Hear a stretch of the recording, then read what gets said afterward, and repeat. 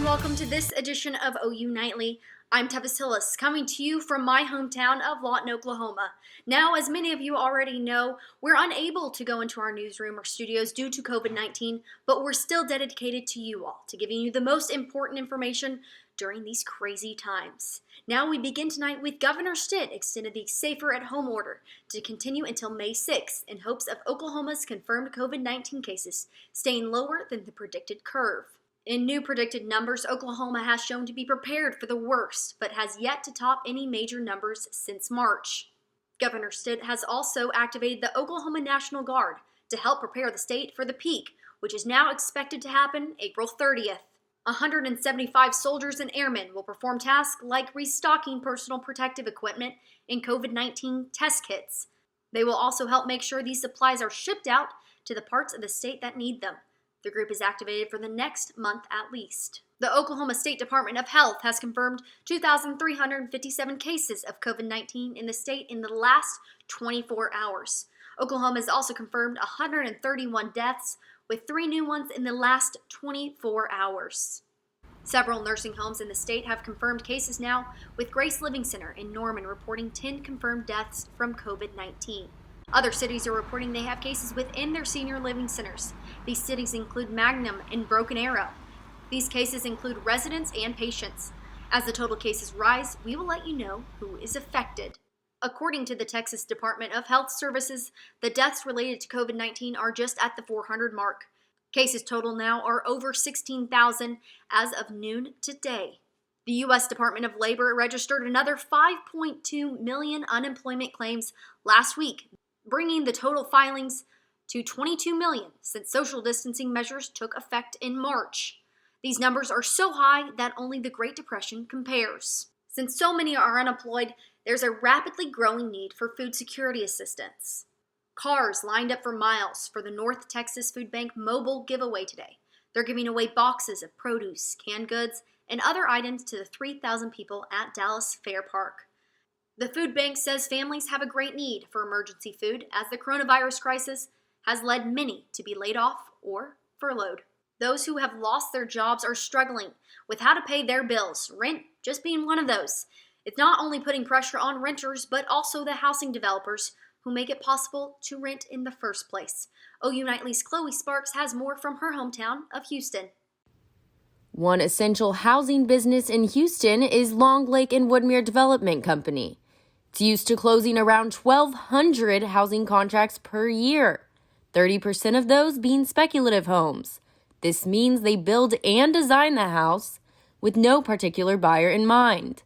For us and the majority of the competition that we compete with here in Houston, all of us pretty much have stopped all spec inventory and just selling the available specs that we had on the ground. With no new spec homes, the developers have resulted to appointment-only tours of model homes. We're seeing sales being reduced between 50 and 60%. Traffic numbers are down even greater than that, close to 75%. These are trying times right now. The U.S. unemployment rate is at an all-time high since the Great Depression. For this reason, people are losing the incentive to buy new homes, and for that reason, TRINIDAD Luna decided to pull his rental home off the market. I was checking around my neighborhood, and I found that no showings on the last 60 days prior to March. So I just decided to do the same thing. As to when Luna will feel safe to put it back on the market, I need to see that 80% of the people go back to work, and then that will be my best scenario. On the bright side, rates have stabilized. Rates are at all-time historic lows right now. So there's no better time to buy a house. After the coronavirus passes, Jones and Luna are hopeful that house hunting will continue and in a frenzy. Chloe Sparks, OU Nightly. The oil and gas industry is also in a downturn, and that will impact potential homebuyers in Oklahoma and Texas. COVID-19 cases continue to rise across the country. Johns Hopkins has confirmed over 650,000 in the United States and almost 31,000 deaths. Thousands of drivers clogged the streets of Lansing, Michigan Wednesday, demanding their governor ease restrictions and allow them to go back to work. They blared patriotic songs from car radios, waving all sorts of flags from the windows. Many even got out of their cars and crashed the front lawns of the Capitol building, with some chanting, "Lock her up and we will not comply." Working is essential. It's essential to feed your family. I'm not getting unemployment right now.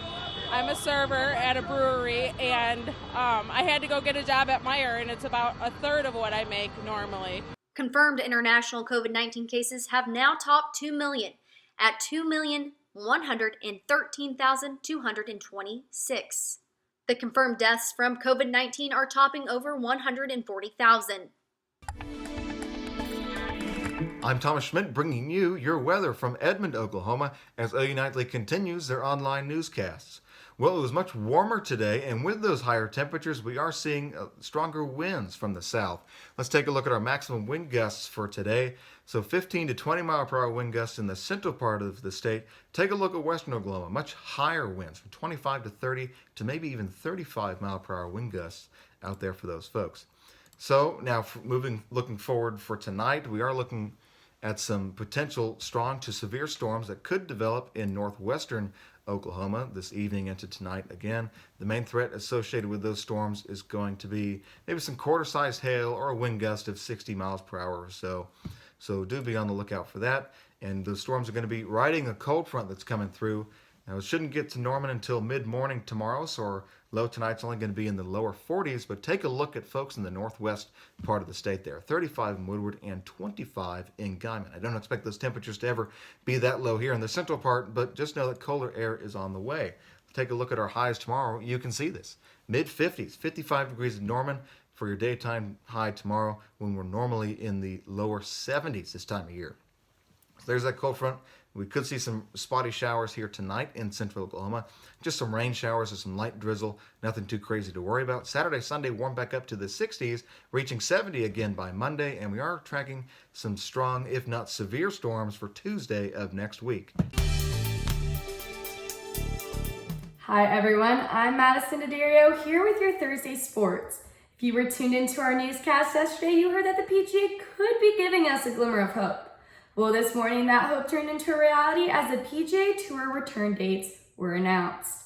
Late this morning, the announcement that the return of the tour will kick off at the Colonial in Fort Worth, Texas, June 11th.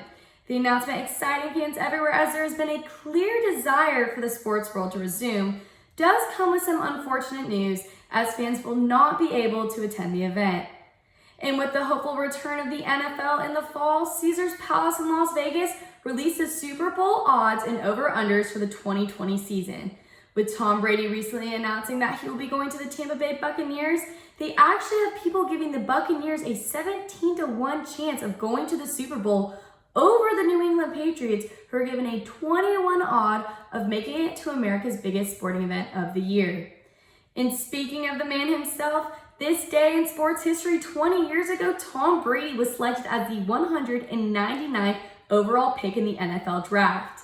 On April 16, 2000, the football superstar Tom Brady was just a hopeful former college athlete looking for a chance to play in the big league. When he was drafted by the New England Patriots in the 6th round, 20 years later, after building his lasting legacy in New England, we watch as Tom Brady takes to a new home in Tampa Bay as a Buccaneer. With this year's NFL draft exactly a week away, we can't not mention our very own CeeDee Lamb. Lamb is projected to go 11th in the first round of the draft to what looks like will be his new home in New York with the Jets. Lamb's overall draft score sits at an impressive 96, and he is ranked number 2 on the NFL's Can't Miss Guys. I'm Madisyn Daddario, and that's all the sports I have for today. I hope you're all staying safe and healthy in your homes. Stay positive while we wait for the return of live sports. Wonderful sports update, Maddie. Now let's leave you on a lighter note. An avid rock climber in Kentucky found a new way to stay active after his gym closed last month. He built his own personal rock climbing wall in his barn. For years, he's collected interesting pieces of wood, and now he's found a new purpose for them, a project that's keeping him entertained. and in shape until he can go back outdoors and go climb again with friends. Thanks for watching this online edition of OU Nightly, produced remotely by students across Oklahoma and Texas during COVID-19 outbreak. Follow us on all of our social media for daily updates and send us your story ideas. I know we'd love to tell them. Reporting from my hometown of Lawton, Oklahoma, I'm Tevis Hillis. Good night.